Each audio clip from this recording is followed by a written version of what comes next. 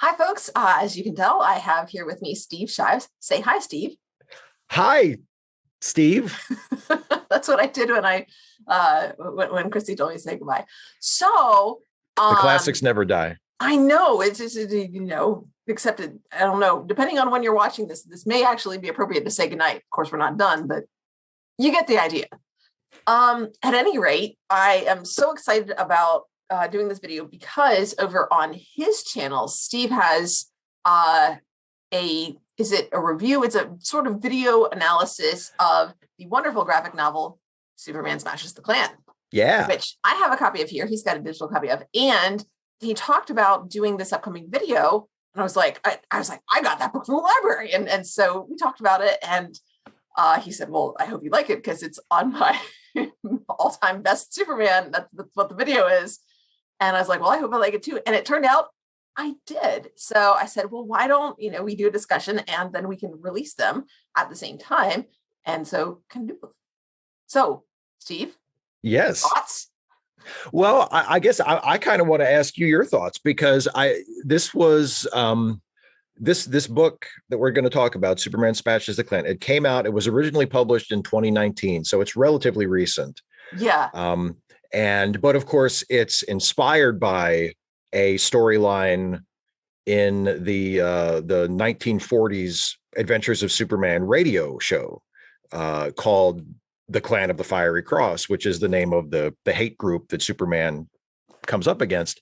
And it was a very celebrated and very noteworthy storyline on the radio show back in the day. And it's something that a lot of people have brought up again and again, like almost any modern critic or analyst or fan or whatever who brings up the Superman radio show at least mentions that story because it's one of the more prominent, more well-remembered stories. And this is a very, very loose adaptation of that. Like it doesn't really have much in common with the radio show other than the general story, Superman versus a hate group, and the name of the hate group, and the fact that the hate group is very clearly a stand-in for the KKK. Yes. I didn't read it as it came out. I read it maybe the following year when it came out in paperback and also in a digital version that was all three parts together. And that's right. When I read the digital version. And I really, really liked it. I thought it was very good from the first time I read it. So when you finally read it, I was very curious as to what you would think. And I hoped you would like it, of course. And I was thrilled that you liked it as much as you did, because you really we were talking while you were still reading it and you were like just going mad for it. Yeah. I was like, I'm 3 pages in and I love this.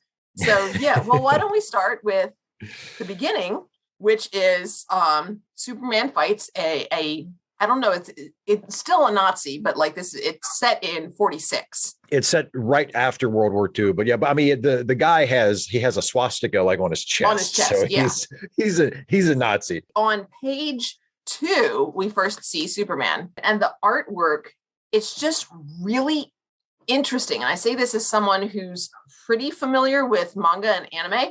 Specifically, I mean, he's got he is drawn as a youthful character, just according to the manga style. Sure. And so that's something that was really interesting to me, especially, and I think I mentioned this to you when we were just talking about it. A couple of pages later, we meet Inspector Henderson. Inspector Henderson, yes. And he is drawn like an adult male. Well, one of the things I liked about it was, I think, in both the art style and like you said, the tone and the overall style of the story, it is written and presented in a way that I imagine would be accessible to kids. Mm-hmm. I mean, of a certain age. Like, I don't think it would be appropriate for like a 5-year-old, but maybe for like a 10-year-old and 11-year-old. Yes, it definitely has the feel of a middle grade. Yeah, novel.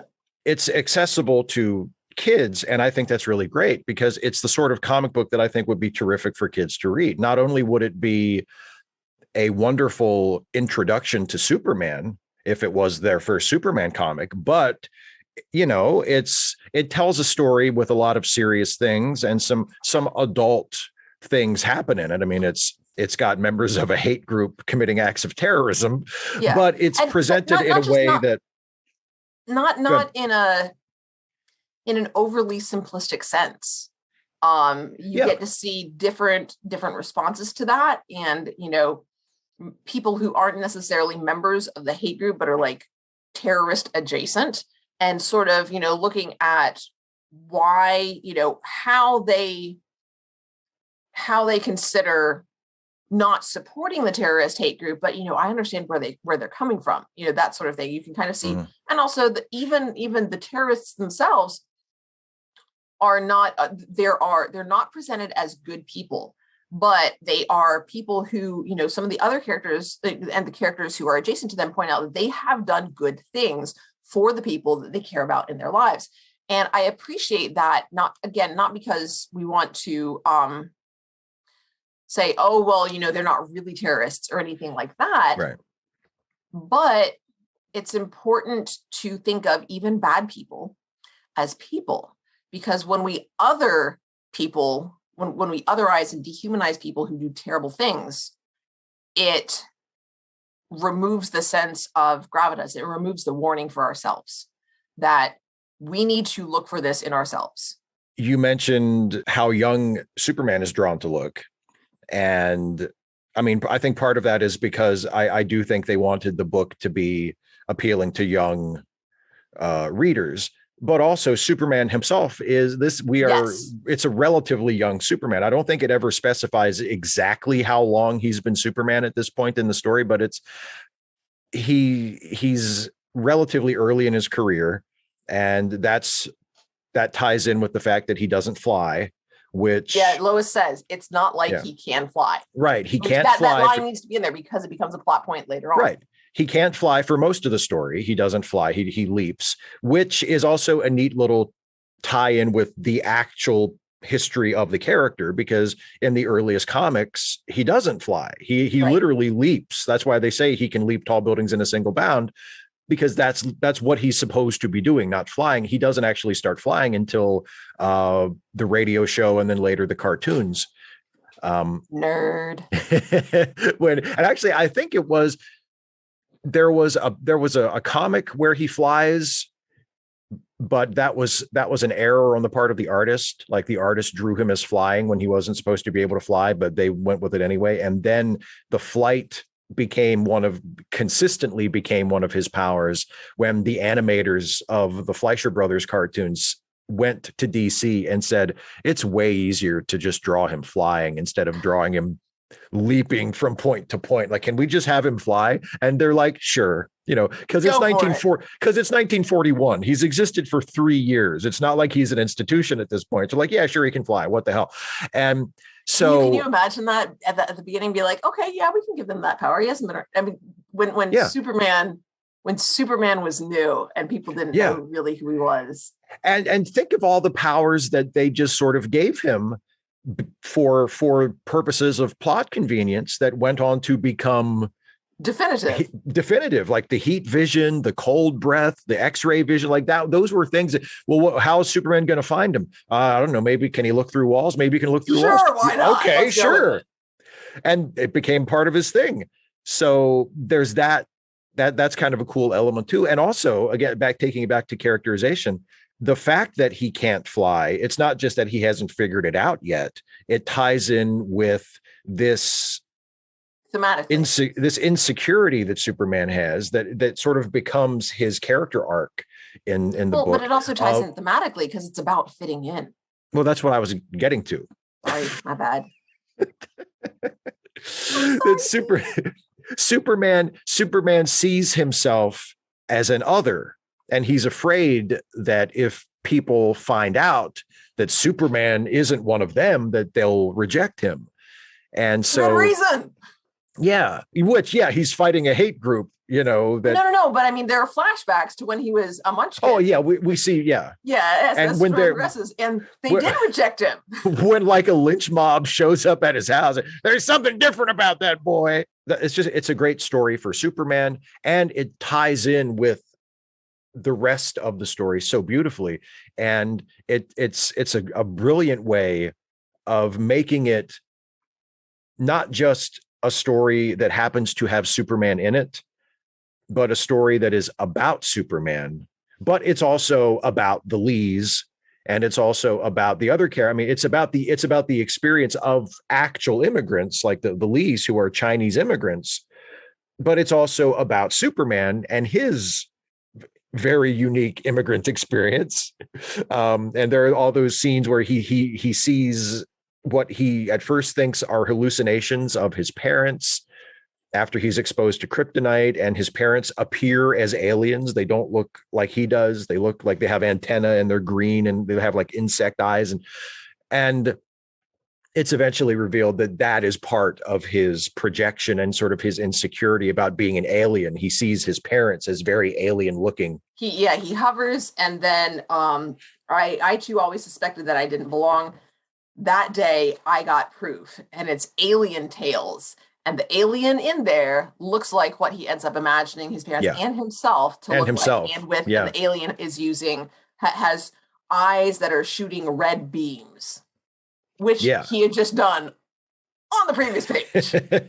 It's a really smart storytelling choice, because that element of Superman and using Superman as a metaphor for the immigrant experience is something that has been done a lot in the past, but this was done really well. Yeah, and to make it, to show us that Superman is worried about it, that it's an insecurity that he carries with him early in his career, before people know about Krypton, and before he even knows about Krypton.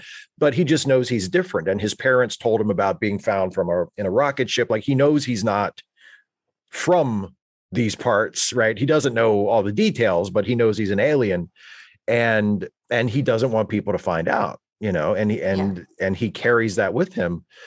And then he has that moment near the end where he reveals everything, after he has sort of attained his full power, and he can fly now, and he can control his heat vision and his X-ray vision. Like, he's able, by the end of the story, he's able to do all the classic Superman stuff. And people see him flying for the first time. And some people are like, "Oh my God, that's amazing!" Like, and he uses his heat vision, and then he like descends from the heavens. Yeah, and some people think it's really cool, and some people are like, terrified by it, and actually yelling at the Klan leader to take him out, because at that point the Klan leader has like a kryptonite gun that has been invented to take out Superman, and they're like, kill him, he's one of them, So I will point out that mostly it's a negative response. It is mostly a negative response. There are a few people. The one panel, let me see if I can find it. It's like a bunch of people being upset, and Lois is among them, and she's like she's excited by it because because she's Lois Lane. Yeah. Well, and Superman says in his narration panel there, he says that's why I fell in love with her, because I knew she wouldn't be afraid of me. Well, and also because she wouldn't be afraid of me, but also because she is like completely fearless. She's like, this is cool. Yeah, she's like gleeful. Sometimes this is a problem. In this case, I like it. It's good. She is absolutely gleeful. Yeah. It's about half of the story is told through Superman's voice and from Superman's point of view. And then the rest is told through Roberta Lee's point of view. And it's nice that the writer finds a way to have those stories come together, and also they parallel, they're so both nicely having similar experiences. It's really well done. Really well done. And Roberta is the one who says to Superman, I think you're holding back. I think like me, you're concerned that you don't fit in. Yeah, she can tell. But she calls him out on it, because she says, if you used your powers, maybe you could have stopped my brother. I mean, you saved my brother's life, but maybe you could have stopped him from getting hurt at all. Yeah. And, the bomb that went off in the community center, like, you could have found it easier if you had done what you're truly capable of doing. You're holding back because you're afraid. And that part of the story, the relationship that Roberta has with Superman is really charming. And it's sort of like a my best friend Superman thing, but it doesn't go overboard. Yeah. Like, it doesn't, cheesy.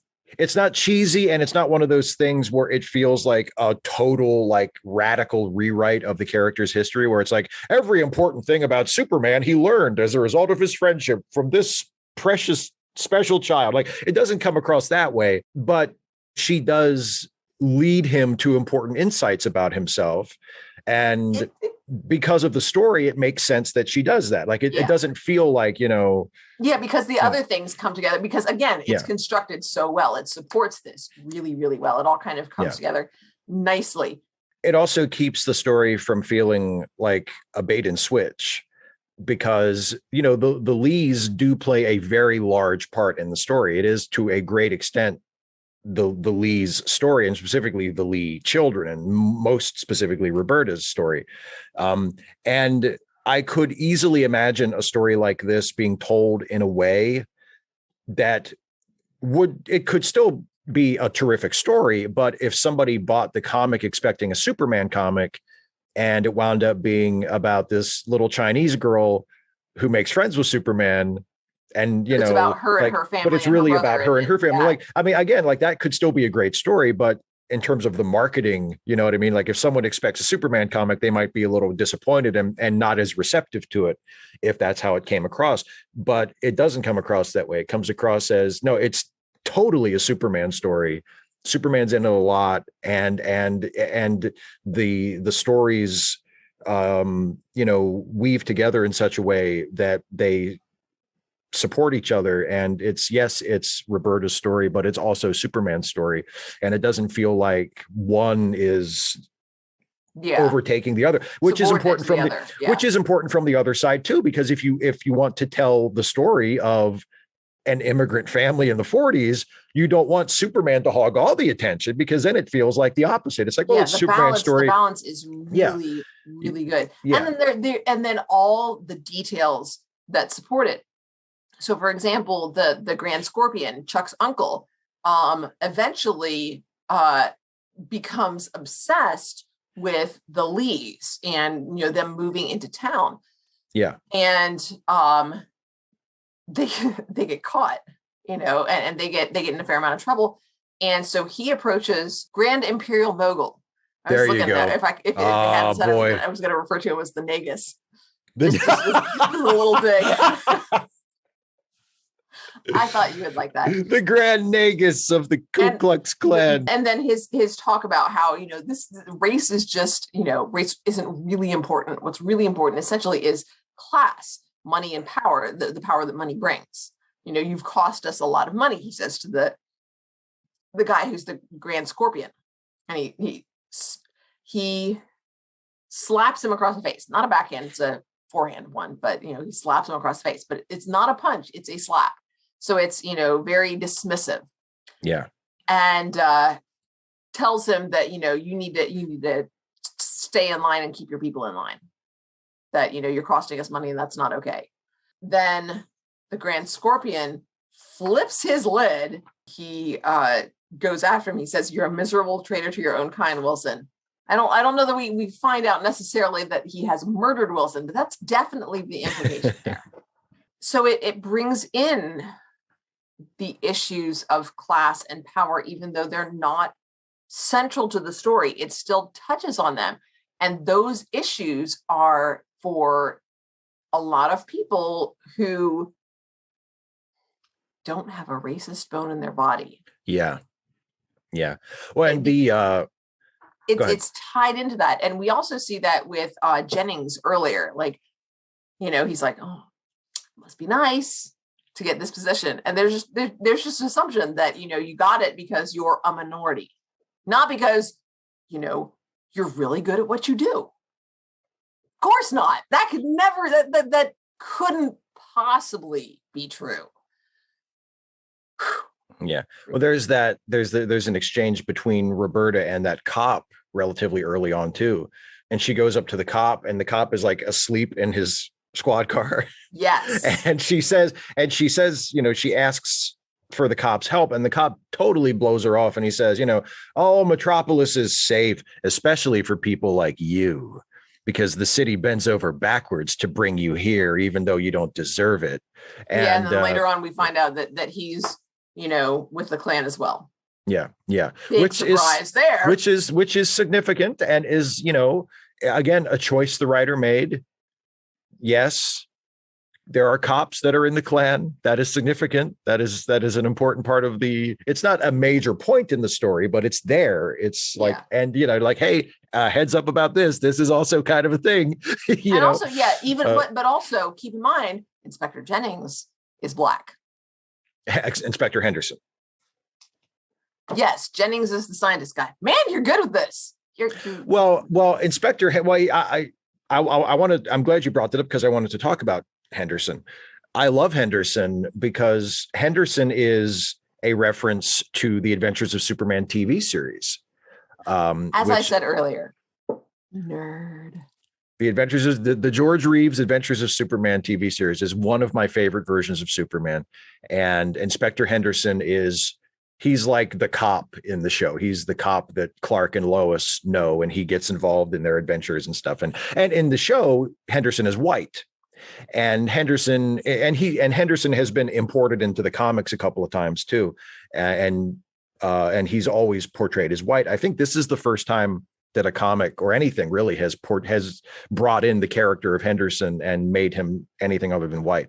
And it's interesting. First of all, it's nice that there is a Black character in the story, because even though the real Klan, the KKK, even though they hate everybody who's not white and Protestant, they are of course most infamous for they really, really super duper hate Black people. So to do a story where the antagonists are modeled on the KKK and not have any Black characters in it at all would feel a little weird, even though I'm sure the Klan hates Chinese people just fine.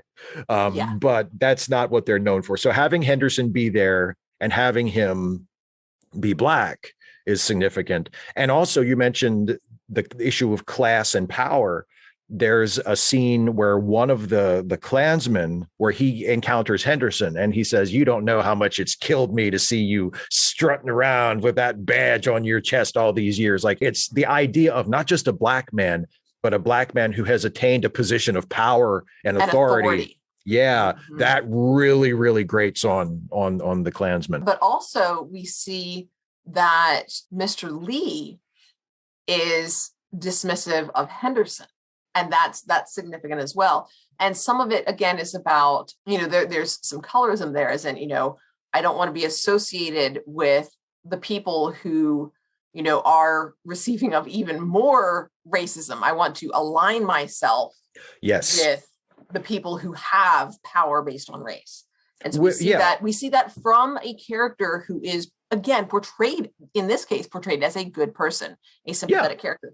And so that's one of the things that I really like about this. And it's not just portrayed as a mistake on his part. It's portrayed as, we understand why he's doing this. We understand that he's doing something bad, that he's showing racism of his own.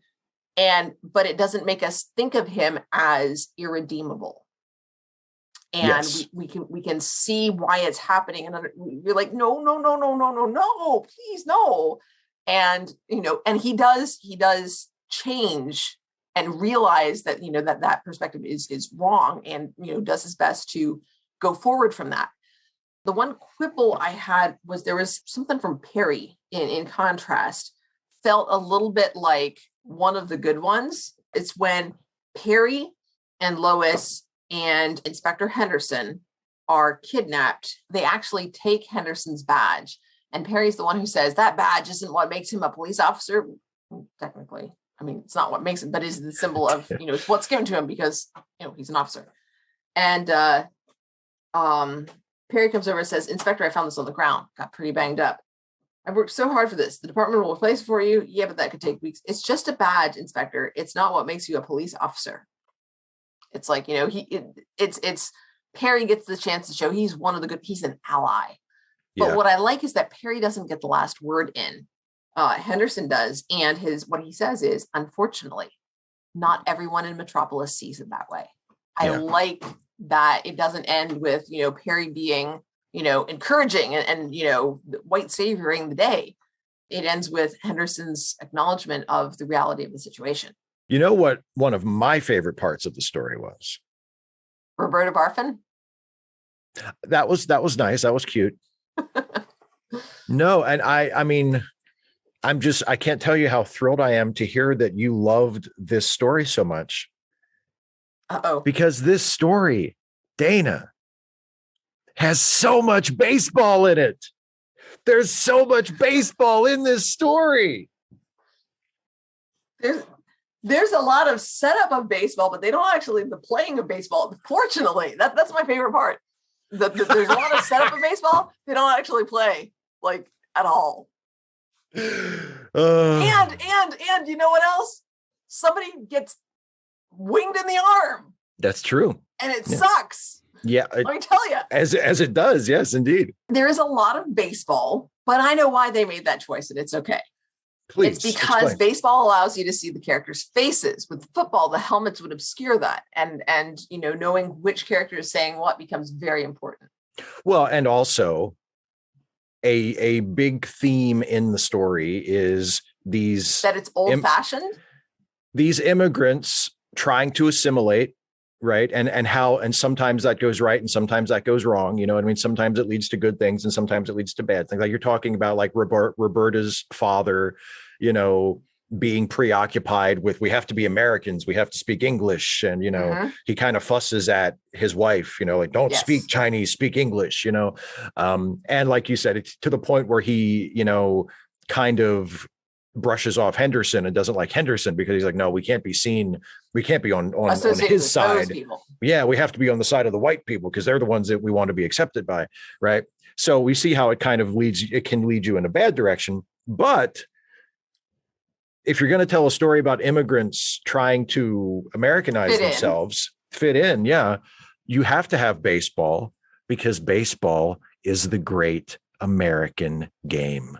It is the national pastime. And when you come to this land from another country and you play baseball, you are an American, my friend. You are an American. I have to say that like a Kennedy. When you play the American game, you are an American. Okay, I'm done. No, I think we'll hear that again. Probably way more frequently than I care about. Look, do it on your own videos, okay, Steve?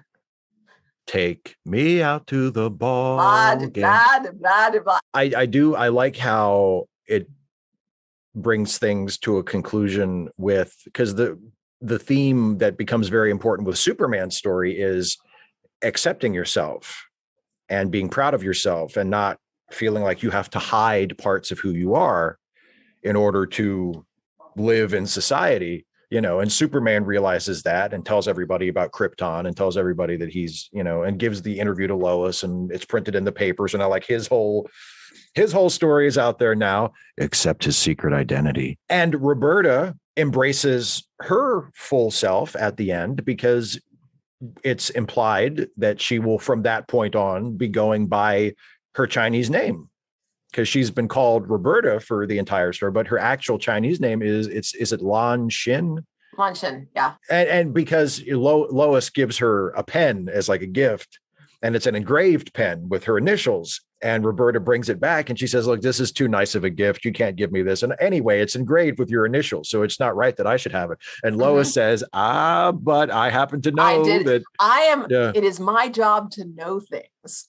Right. I'm a reporter. And when I wrote a story about your family, I did my research and I know that your name wasn't originally Roberta. It was Lan Xin Lee. So your initials are LL too.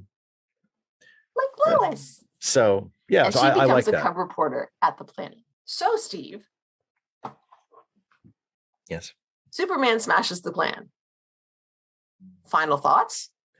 It's one of my favorite Superman stories of at least the last 10 years. You know what I mean? It's the kind of Superman story that I love to read. I think it would be a great introduction to Superman for young readers, but it's also got enough going for it that, somebody like me who's in my 40s and has read Superman stories my whole life can read it and absolutely love it. So yeah, I think it's great. I don't see how it could have possibly been any better. I think it deserves to be rated right up there with the best Superman stories of the last 25, 30 years at least. Wait. as I recall, the title for your series is The Best Superman Ever. Yeah, and it's certainly it, and yeah, I think it is one of the best Superman. It has a case. You can make a case that the Superman of Superman Smashes the Klan is the best Superman ever. Absolutely. I definitely think this could be counted as a classic Superman story. As even though it's very recent, it feels like it's definitive, and it's a good story, beautiful art, and a good story, well told. Yep. And it takes elements from older Superman stuff and it synthesizes them so beautifully. You know, it takes from the radio show and from the Fleischer cartoons and you know, and various sort of pieces of and it makes it into something cohesive and something that feels new, even though you can also see where all the inspirations are from. It's and really even beautiful. though it's set in 1946, it feels very current for when it was published, like you said, in 2018, and still, you know, now that we're in 2022, it still feels very relevant and very current. Yeah. So if you are watching this and you are a fan of Superman and you haven't read it, you should totally read it. You haven't purchased it. This is one that I have added to my I got this from the library. Yeah. But it's been added to my I know I have more books. Find shelf space. Find shelf space for it. I have to take more books away so that I can purchase this one. That's how good it is. And I think it's worth it. I think you're right, Steve. Steve? Yes. You're right. You're right, Steve. There you go. Don't say I never give you anything. I've never said that. Well, I guess that's it. We think we've sort of wound things up and gone all the way through the story. I hope you get a chance to read it. You know what a sucker I am for comments. So I hope that you get a chance to read this. Tell me what you think of this in the comments, or share what your favorite Superman story is, because I would love to know. And if you haven't had the opportunity to look on Steve's channel, or maybe Steve's channel, I'm not sure which direction I should be pointing. The first direction. First one, like this. There you go. And if you haven't looked on Steve's channel for his analysis of this fantastic story, you should go do that. Thanks for watching, everybody. Bye for now.